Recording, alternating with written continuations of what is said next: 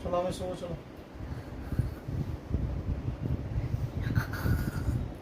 বাপরে মুনিয়া কি নাক ডাকছে।